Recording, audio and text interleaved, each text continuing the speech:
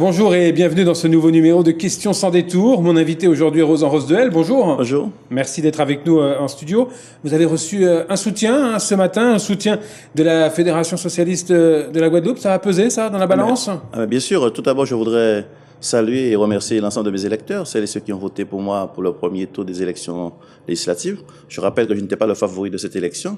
Et aujourd'hui, je mets en ballottage un candidat issu de la République en marche. Et bien sûr, je suis déterminé à engager cette bataille jusqu'au bout. Alors oui, effectivement, après avoir reçu le soutien du député maire des Abîmes, après avoir reçu le soutien de Jacques Bango, le président du parti, eh bien, je reçois avec beaucoup de satisfaction le soutien, bien sûr, de la Fédération du Parti socialiste, mais aussi du Moderne Guadeloupe, ainsi que de Mme Alix Beaufond, qui était également candidate à ces élections législatives. Il y en a un qui va manquer quand même, c'est Georges Germain. Il a annoncé son soutien à Olivier Servat. Vous l'accueillez comment? Non, vous savez que Georges Germain est un homme adulte, il fait ce qu'il veut. Mais ce que je veux dire, c'est que les socialistes abimiens, point 3, monanistes sont avec moi. Victorin Lurel, Mme Brelin-Certain étaient hier soir à mes conférences. Donc ça prouve que la fédération, avec ses militants, sont à côté de moi pour gagner cette élection. Ouais, vous lui en voulez à Georges Germain? Non, pas du tout. Vous savez que chacun est libre de faire ce qu'il veut.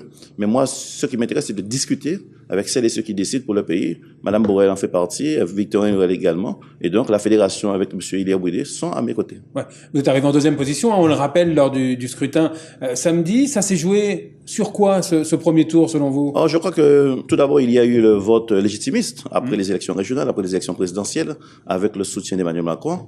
Olivier Servat avait...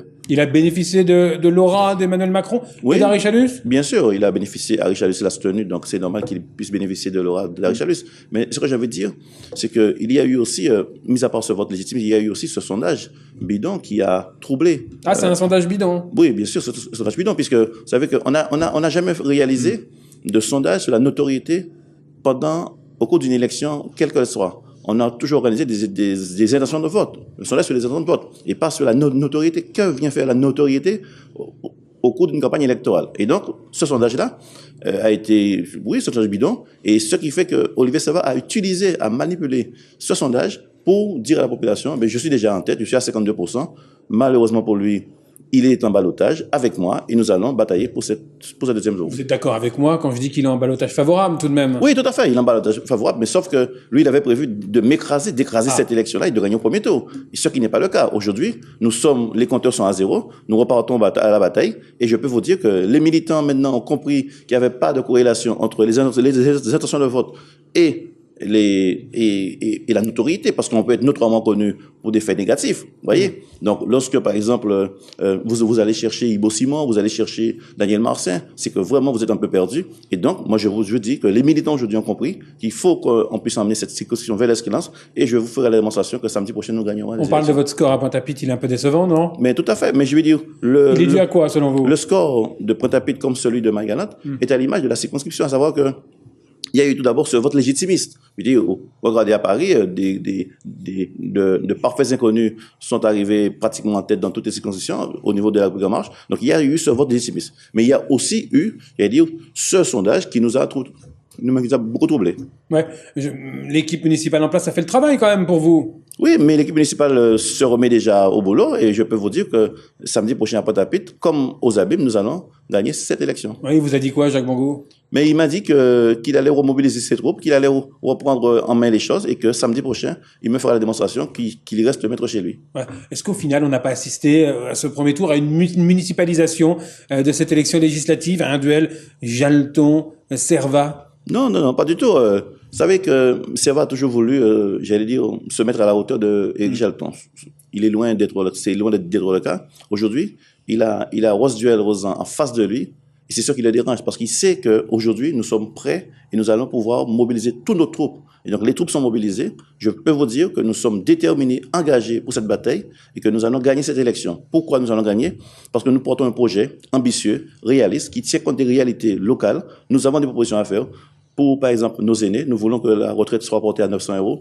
Pour nos jeunes déscolarisés, nous souhaitons qu'il y ait l'instauration des services militaires adaptés. Pour, par exemple, l'école, nous souhaitons que le nombre d'enfants par salle de classe soit divisé par 2, porté à 12, non pas simplement dans les zones éducatives prioritaires, mais sur l'ensemble du territoire de la Guadeloupe, parce que je souhaite que la Guadeloupe soit érigée en zone éducative prioritaire. Donc, c'est sur ces éléments forts que nous allons batailler pour que la population... Ce sera suffisant. Par exemple, je sais pas, il va falloir aller batailler du côté de Marie-Galante. Là, il y a des voies à aller chercher pour vous. Il y a un réservoir, selon vous? Oui, bien sûr, parce que nous sommes en contact avec beaucoup de membres qui ont milité pour Harry Durimel, qui a fait un travail extraordinaire que je salue oui, je salue. Et aujourd'hui, nous sommes en contact avec les responsables des Verts sur Marie-Galante comme sur Monalo. Je peux vous dire qu'ils sont... Vous êtes en contact avancé? Nous sommes en contact avancé, nous sommes en contact avec les responsables. Nous nous adressons également aux électeurs pour leur dire vraiment que leur projet correspond à ce que nous avons initié aujourd'hui. Ils peuvent nous faire confiance et que nous allons nous baser sur l'expertise d'Harry Durimel pour avancer dans cette circonscription. Vous avez discuté avec Marie Zetzol? Oui, mais vous savez que Marie Zetzol, c'est une collègue, c'est une amie du conseil départemental. Je discute avec elle régulièrement et tout le monde est au boulot. Tout le monde roule, tout le monde est en marche aussi dans cette élection. Ça paraît incroyable, la République en marche. Vous pensez pas que c'est un peu troublant pour les électeurs? Non, pas du tout. Vous savez que, écoutez, en 2007, il y avait Nicolas Sarkozy. En 2012, il y a eu François Hollande. En 2017, il y a Emmanuel Macron, le ni gauche ni droite. Nous devons aider Emmanuel Macron à réussir.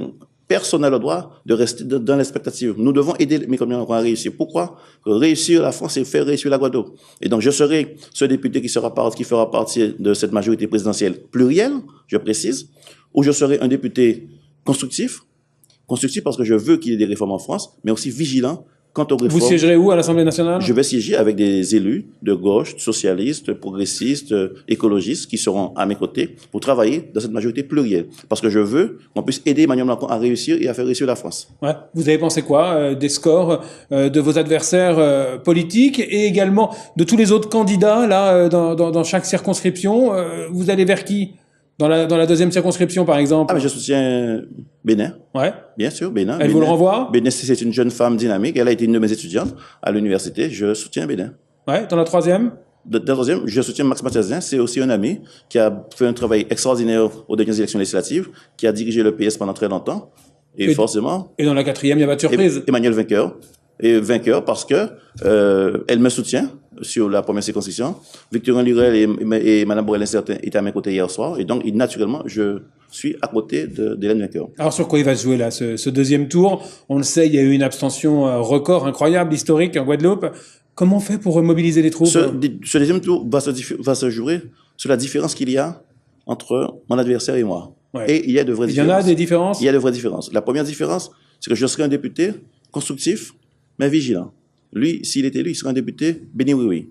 La deuxième chose, je serai un député pour 5 ans. Lui, il va être député pour 3 ans. Ah, parce qu'il vise la mairie? Il vise la mairie des Abîmes. Moi, je serai un député qui travaillera avec les maires.